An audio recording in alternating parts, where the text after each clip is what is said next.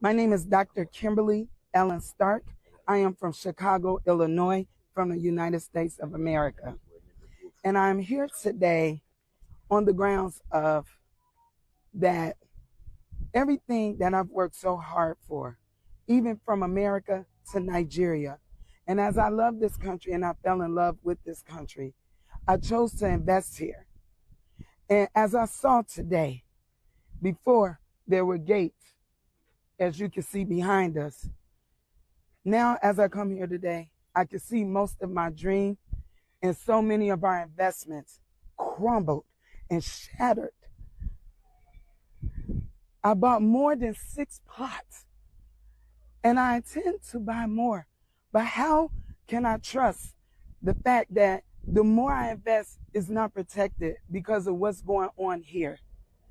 And what we are appealing today, and me as an American from Chicago, Illinois, I'm speaking directly in the camera.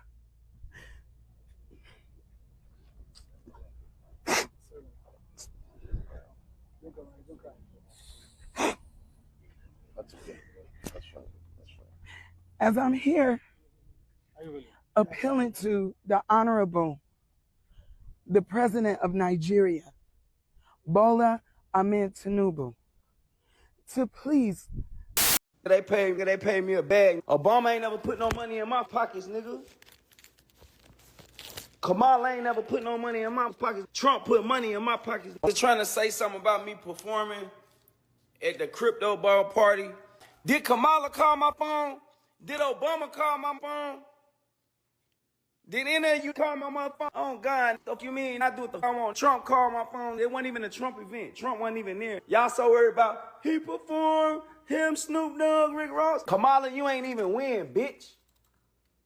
Obama, you ain't called my phone. Y'all suck my nigga. Y'all want me to not answer the phone of the fucking president? Nigga, this the president of the United States, nigga. Trump wasn't even there. It wasn't even a Trump event. It was the crypto ball for crypto. Y'all can suck my counsel me all day on my mama. I don't give a fuck. Nobody talking about I do what the fuck I want to do. And I'll go again. You talking about? People all over the world are clowning us. No wonder America been trying to keep us sheltered. You see the architecture of China's buildings? You go anywhere and look at the architecture of these people's buildings. Look how their cities look. Look how their country look. We pay taxes. Why shit don't look like that? And let's talk about their cars. I seen a car yesterday that was $41,000 US, electric car, that you can drive to work, you can get out the car, go and work, and the car will go home and park itself. If I'm lying, I'm flying. And then there's cell phones. Why you think they don't want their cell phones over here? Like iPhones and Galaxies, that shit. These shits is tripping. The cell phones is way more advanced than ours. Everything is way more advanced. What's going on? They open up Pandora's box with this shit. I'm glad we seen Red Note. Why is the whole world saying that we are a third world country with a Gucci belt? Third world country with a Gucci belt. So back in the day, my homegirl had this boyfriend that I absolutely could not stand, but I never had no solid evidence against him to get her to break up with him until one day I was on Tinder and I saw his profile, but I had swiped left too fast. But I paid the $15 to be on Tinder Gold or Tinder Plus or whatever so I could get that replay. Once I paid the $15, I drove all the way to Houston to her apartment to show him that he was on Tinder and cheated on her. He was at the apartment at the time, asleep. And instead of her just waking him up and kicking him out and breaking up with him, we went to Dollar Tree and bought a whole bunch of snacks and put it in his gas tank while he was asleep. Then she went inside of his house while I hid in the guest bathroom and she told him, yeah, I know you was on Tinder or whatever. You need to get out. And, you know, basically, I'm done with you. He went downstairs to try to crank his car up, but he couldn't. We didn't know he had a security camera like inside of his car, and he saw everything that we did, and he came beating on the door. He was like, y'all owe me some money, my car is total, X, Y, and Z. But we were screaming through the door, get it back in blood, we ain't paying for it. He told us that he was gonna get his cousins to come beat our asses, but we just thought that he was just saying some out of anger. So we went to sleep that night, woke up, got ready to leave out of her apartment complex, walked down the stairs. There his cousin was, and they beat the out of us. They whooped our. Moral of the story, Do not be telling nobody to get it back in blood unless... First of all, Donald Trump is not president right now. He's a private citizen. He does not have access to presidential powers. He does not have the ability to do any of that. So, please understand that TikTok's decision to name Trump in the notification is a choice. They are signaling that they are privately collaborating. They have agreed to privately collaborate with Donald Trump and the Trump administration. And for all of those concerns that people were saying that TikTok is going to be used as a propaganda tool by the Chinese, understand they're using it as a propaganda tool for the right. Now, I want you all to put all the pieces together, because what this effectively means is that every social media platform, mass social media platform in the United States has been taken over by the right wing, with the exception of Blue Sky, but Blue Sky is still very small, relatively. So when I say put the pieces together, Elon Musk took over Twitter, and there's open reporting. It's pretty obvious as well that they have manipulated the algorithms. They've artificially manipulated the algorithms to boost right-wing content on X and to amplify harassment. Then you have Meta.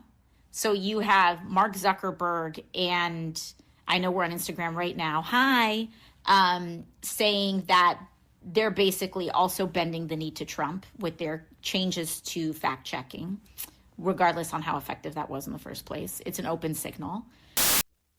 So as normal, as I've stated before, normally I'll pick either from the videos or I will talk about subjects that weren't listed in video format. I have two here, one of which, as you can clearly see, is Jodie Turner. If you don't know who she is, she's from one of the movies, Queen and Slim. She's from the UK. You also have some people advocating for her to play a Storm. I highly disagree. I also did some videos of some people are here from the previous years where I showcased how Jodie Turner stated that the only reason she feels beautiful the first time ever in life that she felt beautiful was when a white male told her this. Then on top of that, the fact of how she herself ended up being into a relationship with this man, which started off as a hit and run, so to say, for lack of a better word. And over time, they said, instead of just doing this whenever we see each other out, why not, get into a relationship, get married, so that we can just do this every day. And that's pretty much how they got into a relationship. He was the one, the husband from Dawson's Creek, was the one that actually explained the story. Later on, they had a child. Later on after that, they ended up getting divorced. Now in 2025, she's talking about it's been a year since the split, or however you want to frame it, and he has yet to pay child support. And I'm just trying to figure out, why are you coming to the public about this? Because this is something that is pretty much normal, but seemingly, people only want to talk about it when it deals with one side, one complexion.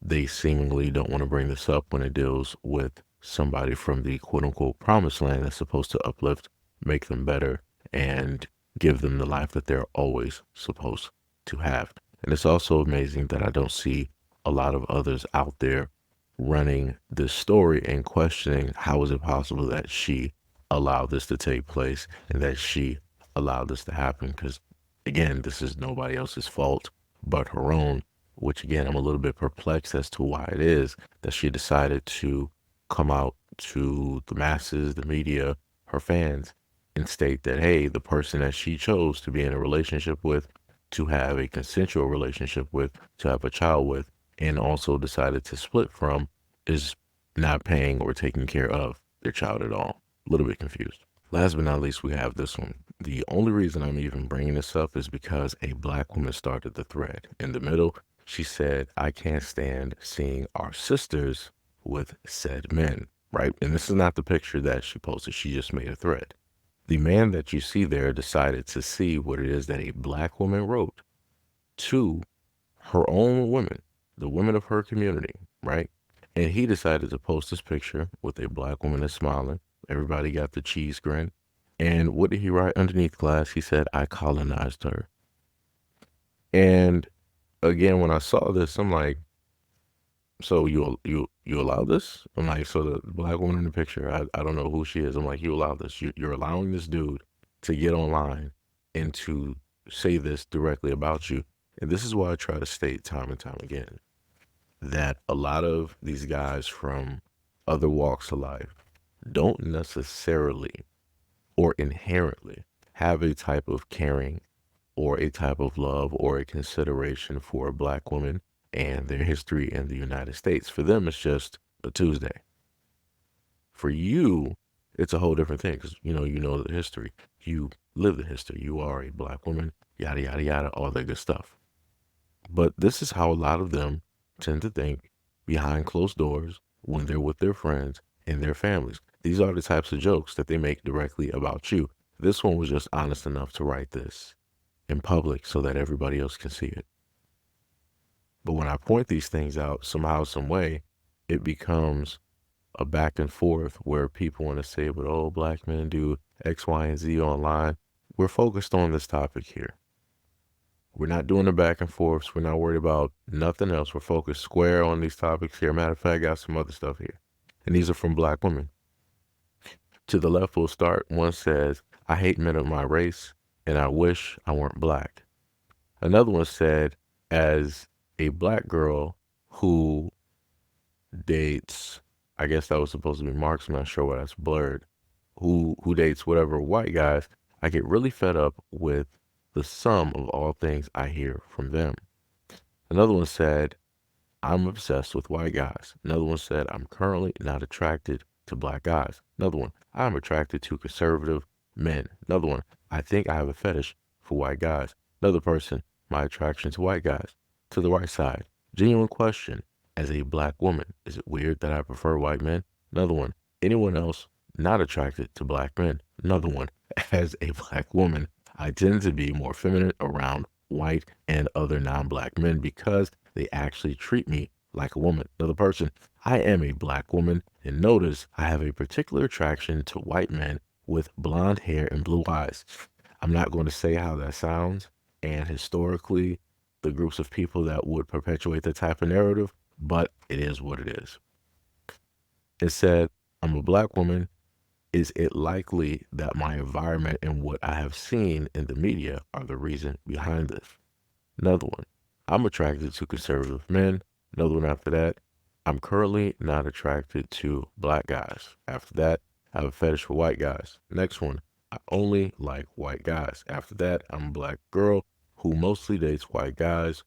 Why do black men get upset when they see me out with white men?